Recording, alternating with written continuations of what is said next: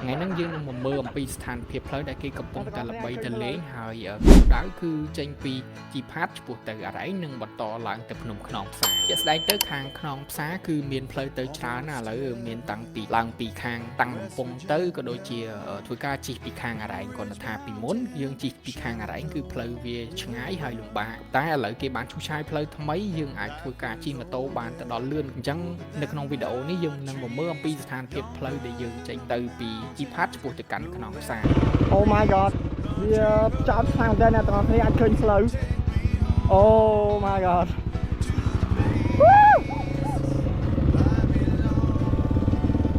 អ្នកទាំងអស់គ្នាអាចឃើញផ្លូវអត់ក្រហមនេះគឺជាផ្លូវតងអាំងរៀងជាអក្សរ Z ដែរអ្នកទាំងអស់គ្នា ហើយសម្រាប់ឥឡូវបើយើងចេញដំណើរពីផ្លូវបែកស្រែអំបិលឆ្ពោះទៅកាន់ផ្លូវចូលសហគមន៍អេកូទេសចរជីផាតគឺផ្លូវស្រួលខ្លាំងមែនតើផ្លូវគេធ្វើរួចរាល់ហើយនៅខាងមកកណាត់ខ្ញុំជិះមកហ្នឹងគឺអត់មានកន្លែងណាដែលពិបាកទៀតទេគឺស្រួលជិះមែនតើផ្លូវគេចាក់កស៊ូអ៊ុតកស៊ូឡងស្អាតចែហ្មងហើយបើផ្លូវចូលទៅកាន់តំបន់ជីផាតវិញគ្រាន់តែយើងអាសាជិះមកទៅឃើញឡានធំបន្តិចក៏ប៉ុន្តែផ្លូវអត់ពិបាកទេផ្លូវស្រួលអត់មានកលុកអីច្រើនអត់មានកលុកអីធំទេគ្រាន់តែថាមានឡានមានអីហ្នឹងវាហុយតិចតួចវាធម្មតាទេបងផ្លូវក្រហមឥឡូវនេះយើងដល់កន្លែងកំពុងដនៅជីផាតហើយឆ្លងដហើយប្រហែលជាសម្រាប់បាយថ្ងៃហើយចាំយើងតចុយមកនេះកលួងនេះអូមិនឃើញដីអត់ចុយ I hear her voice in the morning hour. She calls me. Radio reminds me of my home far away. Driving down the road, I get the feeling that I should have been home yesterday. Yesterday.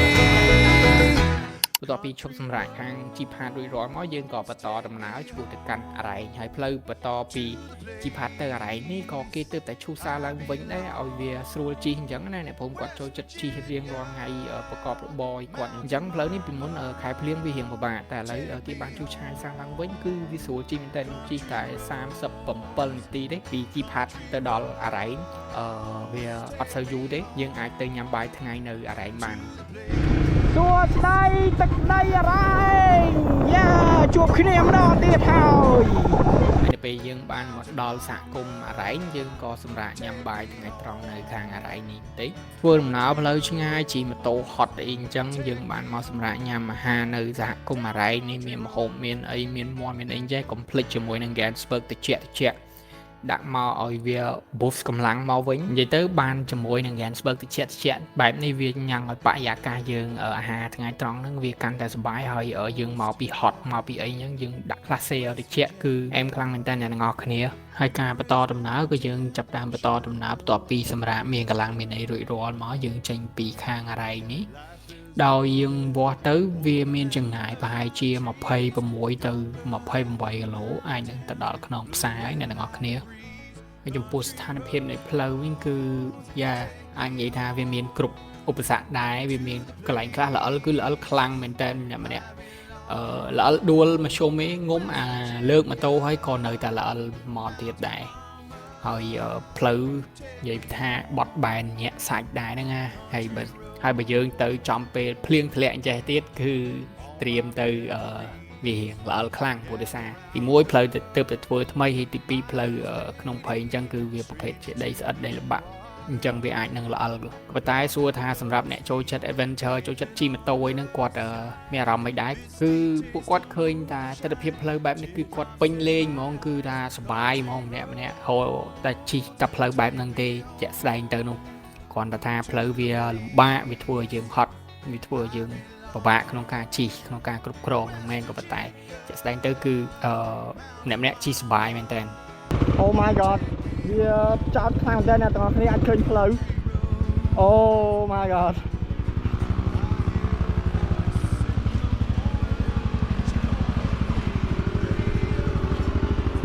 អ្នកទាំងអស់គ្នាអាចឃើញផ្លូវ Oh my god តងអាំងឡើងចំណោត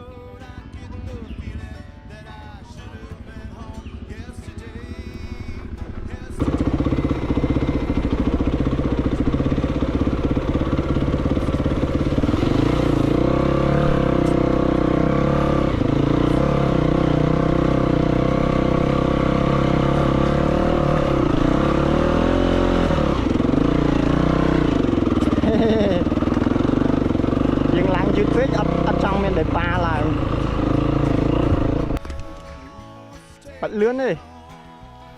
nè thì chi bờ ô xa đại phơi cao thì dân chơi kháng nè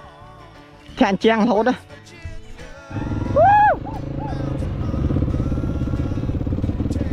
nè tao có này ai khơi phơi rồi còn hôm nó cứ chụp phơi tôm ăn riêng cha so rất anh em tao có cái này dừng lại mà chơi sẽ đam mới dừng thời tới chơi mình mà to thiệt. Oh my god, amazing vậy.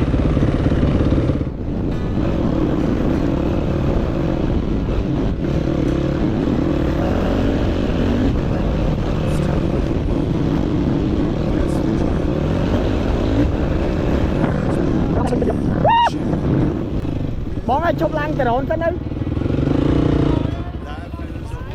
Năng cái lại nhóm vậy đó, lại nhóm vậy ta so sạch á. Play so sạch hơi, play so sạch hơi. Tên sập hiệp lại nhóm vậy đó. Ở cái bạch này, ở cái bạch này. Ông này để chúng ta mày là bắn ơi. Chạm lấy chứ. Chạm lấy. À, ăn phliếng ấy mới play smooth trái này. Đùa đấy, đùa đấy. Rương nhóm đùa muối sẽ đòm phình vĩnh và sẽ đòm rương á. Ok, ok. ហើយសម្រាប់ផ្លូវនេះផងដែរបើបងប្អូនដែលជិះម៉ូតូប្រភេទជាម៉ូតូដាក់លេខម៉ូតូត្រៃឬក៏ម៉ូតូឆ្នៃអីវាអាចនឹងស័ក្តិសមជាមួយនឹងស្ថានភាពផ្លូវនេះក៏ប៉ុន្តែខ្ញុំអត់ recommend សម្រាប់បងប្អូនដែលជិះម៉ូតូអូតូឬក៏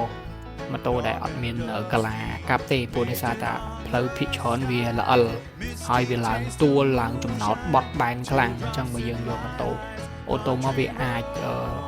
ពិបាកខ្លាំងជាងម៉ូតូត្រៃឬក៏ម៉ូតូដែលយើងដាក់លេខចកលេខហ្នឹង Hôm nay nơi cái chi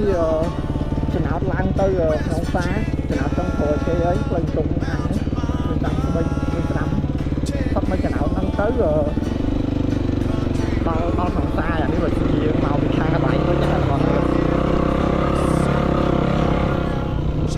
ដោយនៅក្នុងវីដេអូអ្នកទាំងអស់គ្នាឃើញអញ្ចឹងមិត្តភក្តិខ្ញុំមួយចំនួនគាត់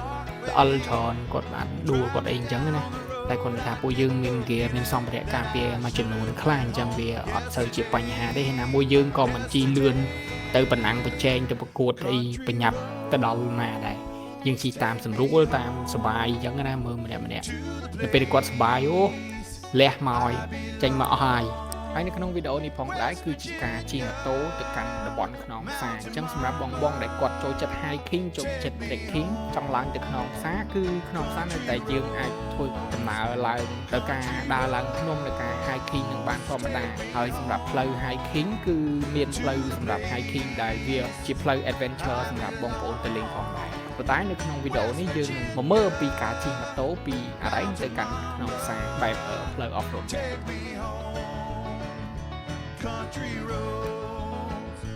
ចឹងអរគុណអ្នកនរគ្នាសម្រាប់ការទស្សនាវីដេអូនេះយើងជួបគ្នានៅវីដេអូក្រោយនៅដំណើរកម្សាន្តក្រោយទៀត